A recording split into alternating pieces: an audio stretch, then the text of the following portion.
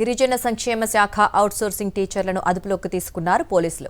ఉద్యోగ భద్రత కల్పించాలని డిమాండ్ చేసిన వారిని పోలీస్ స్టేషన్లో నిర్బంధించారు.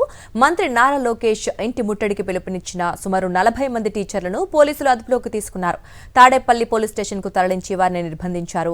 ఆందోళన చేపట్టక ముందే తమను అరెస్ట్ చేయడంపై అవుట్సోర్సింగ్ టీచర్లు ఆగ్రహం వ్యక్తం చేశారు. ప్రశ్నిస్తే చాలు ఈ ప్రభుత్వం అణిచివేస్తోందని వారు మండిపడ్డారు. వేడుకుందామని వెళ్లిన తమను మంత్రి కాళ్లతో తనటంపై అభ్యంతరం వ్యక్తం చేశారు.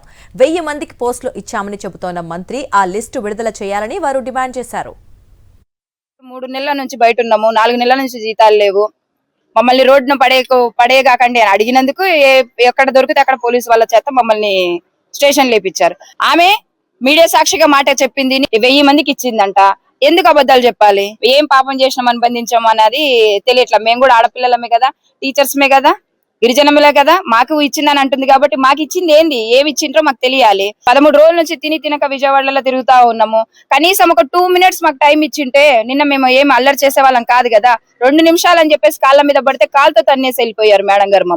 మమ్మల్ని మట్టుకు స్వేచ్ఛ అనేది లేకుండా పోయింది. స్టేషన్ లో పొట్టి తిప్పుతుండ్రు. బయట ప్రశ్నిస్తే చాలు, మేము వెళ్ళక ముందే మా ముందు పోలీసు వాళ్ళు ఉంటున్నారు. వాళ్ళు ఎత్తి కొట్టినా ఇబ్బంది లేదు, వాళ్ళు ఏం చేసినా కూడా ఇబ్బంది లేదు. అన్ని రైట్స్ ప్రభుత్వాలకు ఉన్నప్పుడు న్యాయం చేసే రైట్స్ కూడా ప్రభుత్వానికి ఉండాలి. ఈ రోజు అల్లర్లు చేయకూడదు అన్నారు. టీచర్స్ ఏమైనా రౌడీలా? మేము చనిపోకుండా ఉంటే చాలు. ప్రాణాల మీదకి తెచ్చుకున్న వాళ్ళం మేము.